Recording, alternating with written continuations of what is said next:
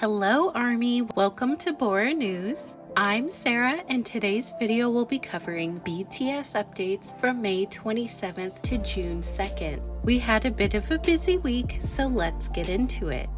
Festa season is here, and to celebrate, Jin and Hobie prepared a new skit for us and played a game where they had to guess what answers ARMY gave on the BTS survey from early April. Jin also claims in this video that BTS has never performed their song on live.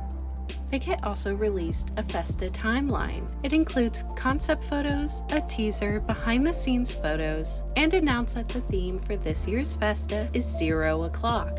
After this announcement, BTS's song 0 o'clock trended at number 1 and number 2 on the worldwide and European iTunes song charts.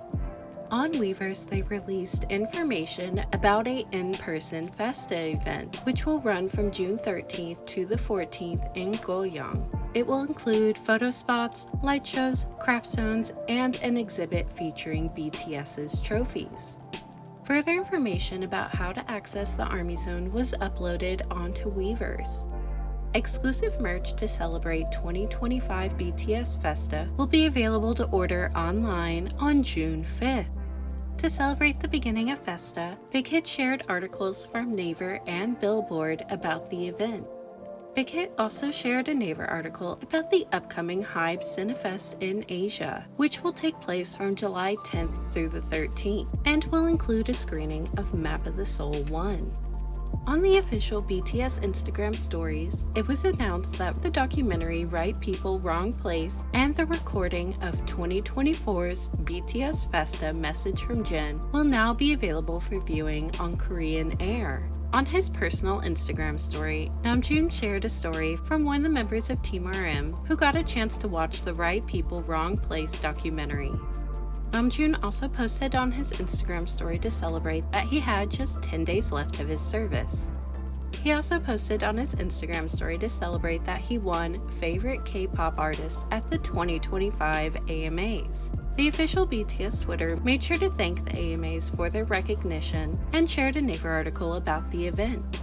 In an Instagram post, Namjoon photo dumped. A few of these photos are already familiar to us because he shared them in his Instagram stories over the last few weeks. Namjoon also updated his Instagram profile bio. First, he set it as 3 facepalm emojis, and then 20 minutes later, he changed it to the neutral face and the face without a mouth. Poor Namjoon, it seems like he's always going through it. On the Bangtan TV YouTube channel, the season finale for Run Jin was uploaded. On the official BTS Twitter, a picture of himself with the episode's guest was uploaded, and a Naver article about the series overall was also shared. To commemorate the ending of the show, over 40 photos from behind the scenes of the show were uploaded onto Weverse.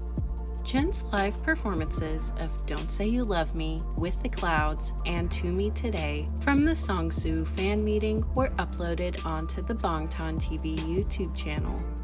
On this week's M Countdown, Don't Say You Love Me took home first place, and Jin posted on Weverse to thank ARMY for their support. He also shared a photo of a duck boat he had decorated to promote his new album and the single.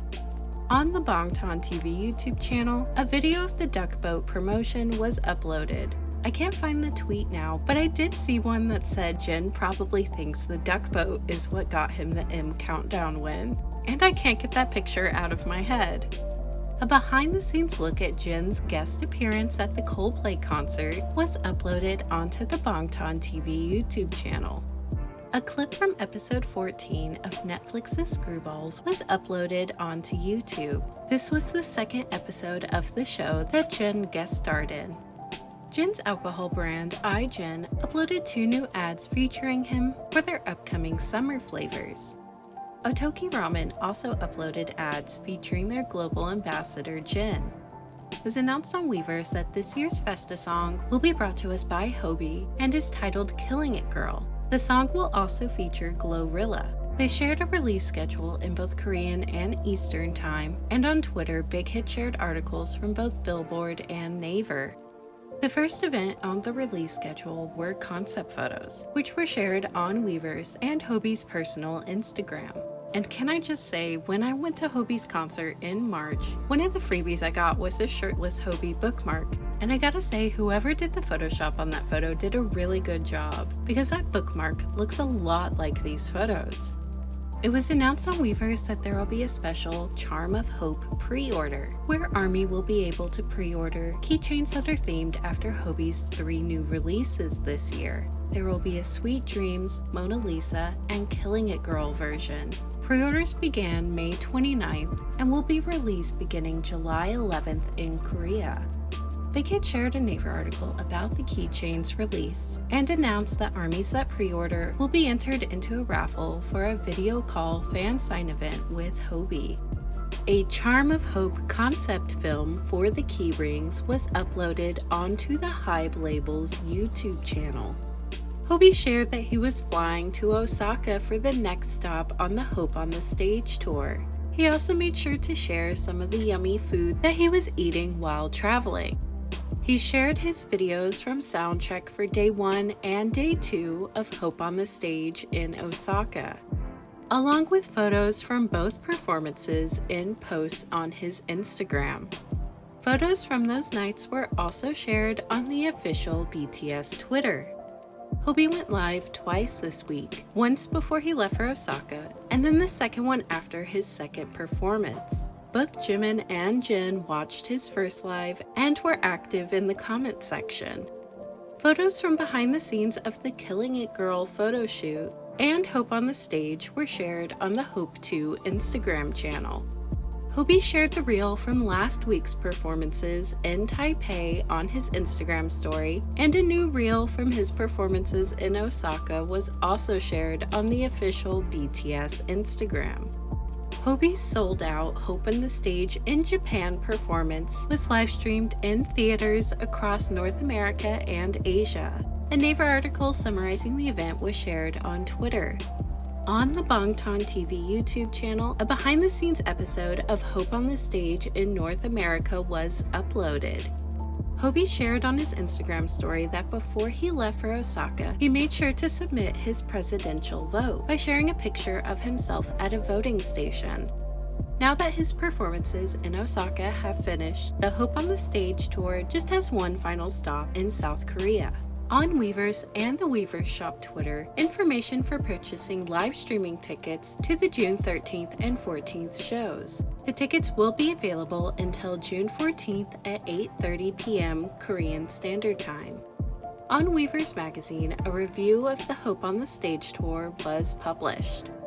On their Instagram, Lollapalooza Berlin shared a clip from Hobie's prior performance at Lollapalooza, with a reminder to get tickets for his next performance on July 12th and 13th.